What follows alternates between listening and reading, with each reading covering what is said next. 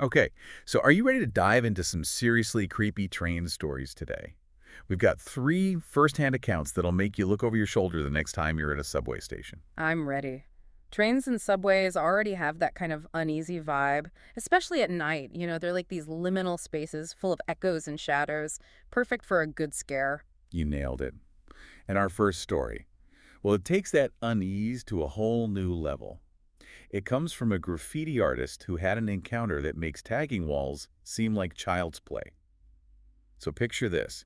He and his friend Lucas are out hitting up a line of abandoned freight cars. Okay, sounds like a pretty typical night for a couple of graffiti artists. Where does it take a turn for the creepy? So they're in the middle of this tagging spree, right?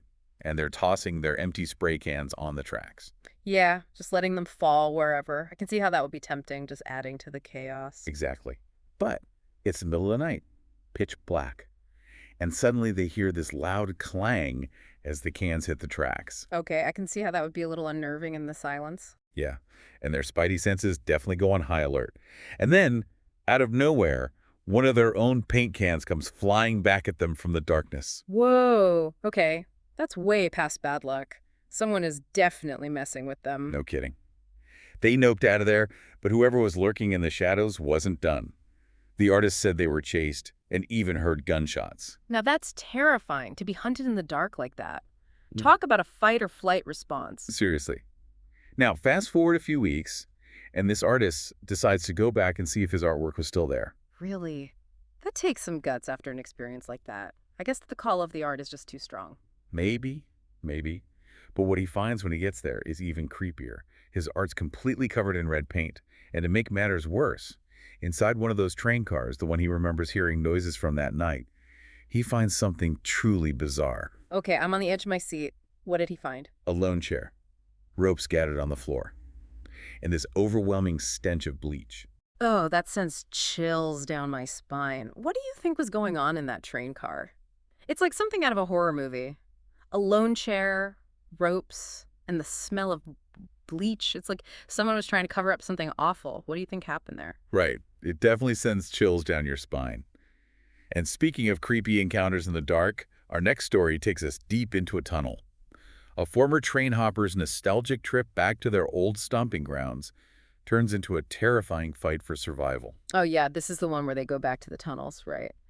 What makes someone want to revisit a place that already gives them the creeps? It's like a weird mix of nostalgia and maybe a little bit of bravado. They talk about feeling like they'd mastered the art of train hopping. But let's be real, there's no such thing as mastering that. You're playing with danger every time. Exactly. So this person, they're walking along the tracks, waiting for a freight train to come so they can hop on. They find their car, get a good grip on the ladder, pull themselves up, feeling that rush of adrenaline, right? Yeah. But then, as the train goes into this long, dark tunnel, things get seriously creepy. Okay, here we go.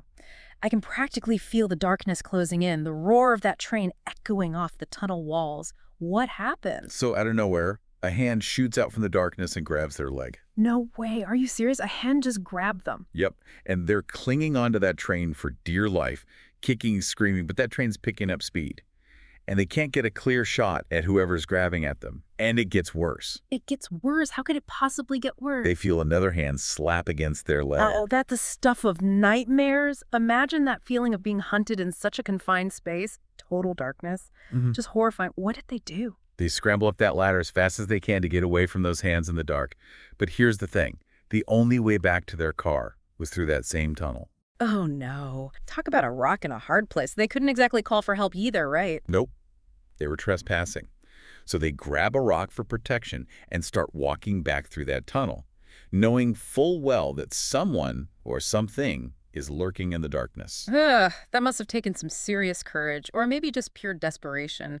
Imagine the feeling of knowing someone is watching your every move in that tunnel. It gives me chills just thinking about it. And it gets creepier. As they're walking, they start to hear this faint clicking sound coming from the darkness ahead. Clicking, ugh, that is just bone-chilling. Like someone or something is toying with them. Did they run? You know, in that moment of terror, they do something kind of amazing. They decide to fight back, but with a bluff. A bluff? What do you mean? They yell out as loud as they can, pretending to have a gun, and even play a gunshot sound effect from their phone. Whoa, that's some quick thinking under pressure. Our survival instincts are wild. Did it work? Did they ever find out who or what was in that tunnel? Sadly, no. They made it out of the tunnel, caught a glimpse of two figures watching them from the darkness, but they didn't stick around to investigate. As they ran, they heard this blood-curdling screech echoing from the tunnel. Oh no, that sends chills down my spine, that lingering feeling of dread. It makes you wonder what would have happened if they hadn't played that gunshot sound. Exactly. What was the motive? Were those figures just messing with them, or was there something more sinister going on? We may never know, but one thing is for sure. Some encounters leave us with more questions than answers. It really makes you think twice about those everyday places, the ones we take for granted, what lurks beneath the surface, what other unsettling encounters might be waiting just around the bend. And that brings us to our final destination on this journey into the unsettling. We're heading to the New York City subway system. A place that seems to breed urban legends and unsettling encounters, wouldn't you say? Oh, absolutely. And our final story from an MTA worker definitely adds to that creepy reputation. So picture this, it's late at night, and this MTA worker is cleaning a deserted subway station in Brooklyn. Alone. Oh yeah, totally alone, surrounded by that eerie silence. The kind that seems to amplify every little sound. Oh yeah, I can only imagine. Subway stations are already kind of creepy when they're empty. Exactly. So he's doing his thing when suddenly he hears this loud clang from deep inside one of the subway tunnels. Okay, yeah, I would not be sticking around to find out what that was. Right. It's the kind of sound that would make you want to drop everything and run. Totally. Yeah. Did he go and check it out? Well, at first he hesitates. He thinks maybe some debris fell from the ceiling. I mean, makes sense. Those old stations probably have all sorts of things falling apart up there. Exactly. But then, like 10 minutes later, it happens again. Another clang. Even louder this time. Okay, nope. I'd be out of there. That's 2 strikes too many for me. He's definitely freaked out, but figures he'll just finish up quickly and get out of there. But then, as he's about to call it a night, he hears something that sends chills down his spine. A child's voice, echoing from the tunnel, crying for help. Oh, no. That's awful, but also so creepy. It's like something out of a horror movie, right? Yeah. That's exactly what he's thinking, too. Talk about a dilemma. What do you do when you hear what sounds like a child in need of help, but in a place that screams danger? He's torn. His gut is telling him to get out of there, but his conscience is telling him to help. So, cautiously, he starts walking into the tunnel, calling out for the child. I can't even imagine the feeling of walking into that darkness, not knowing what you're going to find. Right. And here's what makes it even creepier. He walks deeper into the tunnel, calling out. Nothing, just silence. But then, faint, but definitely there, he hears the child's voice again, pleading for help. So he yells back, asking where the kid is. Oh, God. This is giving me chills. What did the voice say? The voice says, in front of you, just keep walking. Oh, hell no. That's when you know something is definitely wrong. That's straight out of a nightmare. And that's when it hits him, too.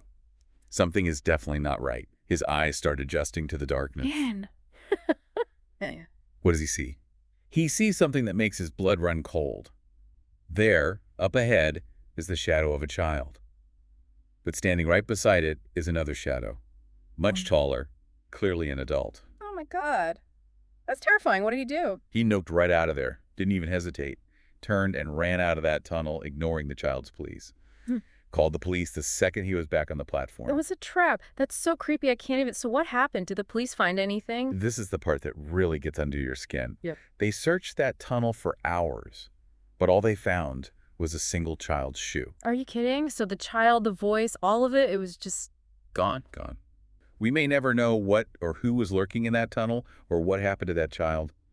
It's a chilling reminder that sometimes the most unsettling encounters are the ones that leave us with more questions than answers. You know, it makes you wonder about all the things we don't see, the things that go on in the shadows of everyday places, right? It definitely makes you think twice about those late-night commutes. It does make you think.